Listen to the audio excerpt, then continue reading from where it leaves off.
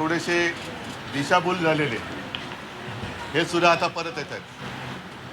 त्या सगळ्यांचं मी स्वागत करतो.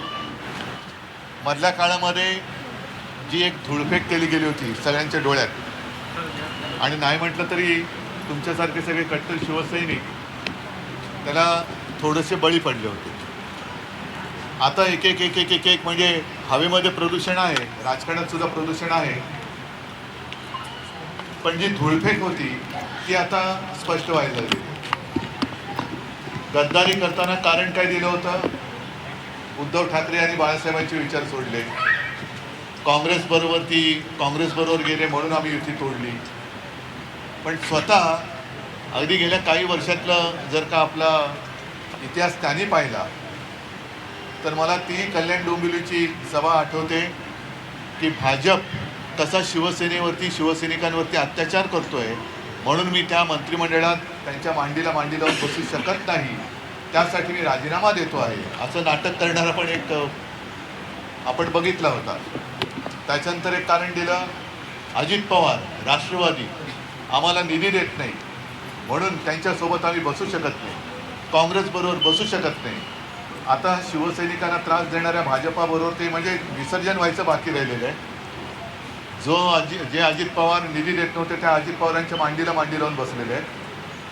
आणि काँग्रेससोबत शिवसेना गेली, काँग्रेससोबत गेलेली नाही आहे. त्यावेळेला भाजपाने दगाबाजी केली, विश्वासघात केला, म्हणून त्यांना धडा शिकवण्यासाठी म्हणून आपण महाविकास आघाडी केली.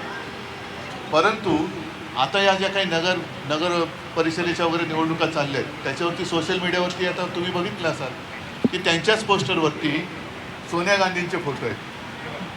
म्हणजे जे मला शिव्या घालत होते ते अगदी दिघे साहेब स्वतः आहेतच आणि बाजूला सोनिया गांधी. म्हणजे ही सगळी लाचारी ही सत्तेसाठी चाललेली आहे. एक तर त्यांना आता काही किंमत तिकडे मिळत नाही आहे. भाजप तर आता सरळ सांगते की फक्त नंबर 1लाच महत्त्व असतं, नंबर 2 नसतोच. पण त्याहीपेक्षा तुम्हाला पूर्वीची म्हणजे तुम्ही जेव्हा शिवसेनेत होता तेव्हाची शिवसेनेची जी एक वट जी आजसुद्धा ठाण्यामध्ये आपण ठेवलेली आहे, तो दरारा हा माहिती होता. आज भाजपचे कार्यकर्ते ठाण्यामध्ये शिवसैनिकांना मारहाण करतायत, पण हे हुका चूक करू शकत नाही. याला काय म्हणायचं? लाचेरी म्हणायचं नाही तर काय म्हणायचं? पण मला त्याची चिंता नाही आहे, कारण ठाणा म्हटल्यानंतर शिवसेनेचा बालेकिल्ला आणि तो बालेकिल्ला अबाधित राखण्याचं काम हे तुम्हाला करावं लागणार.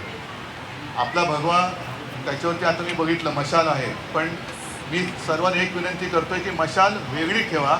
भगवा आपला शिवरायाचा पवित्र जो भगवा आहे तो भगवा तसाच राहिला पाहिजे, त्याच्यावरती कोणतंही चित्र भाजपचा तोच डाव आहे. एक तर त्यांनी त्यांच्या फडक्यावरती तो हिरवा रंग लावलेलाच आहे, पण आपल्या हिंदूंची आणि मराठी जनतेची फसवणूक व्हावी, कुठेतरी गोंधळ व्हावा म्हणून मग त्याच्यावरती भगव्यावरती वेगवेगळे चित्र लावून हे लोकांच्या मनात गोंधळ ओढवतात. त्याच्यामुळे आपला भगवा हा पवित्र भगवा हा भगवाच मशालीसारखा दिसला पाहिजे आणि तो दिसतोच. लांबून जर का भगवे पाहिले आपण फडकताना तर ते भगवेच मशालीसारखे फडकत असतात. त्याच्यामुळे ती जी मशाल आहे ती छत्रपती शिवरायांची, हिंदुत्वाची, महाराष्ट्र धर्माची आणि शिवसेना प्रमुखांनी आपल्या हातात दिलेली ती मशाल घेऊन पुढे चला. मध्ये येणारी सगळी जळमटं असतील किंवा इतर सगळे विरोधक असतील ते त्या तेजानेच जळून भस्म होतील, हा मला आत्मविश्वास आहे. मी तुमच्या सगळ्यांचं स्वागत करतो आणि शुभेच्छा देतो. जय हिंद, जय महाराष्ट्र. निवडणूक आयोगाचा जो घोळ निवडणूक आयोग आणि न्यायालय ह्याच्याबद्दल न बोललेलं बरं. सगळीकडे एक मिनिट, आता प्रवेशाचा कार्यक्रम झालाय याच्यावरती आज आदित्य मला वाटतं प्रेस घेतो आहे, आजच घेतो बहुतेक, आणि नाही तर मी या विषयाची पुन्हा भेटेन, पण आता याच्यात मिक्स करू नका.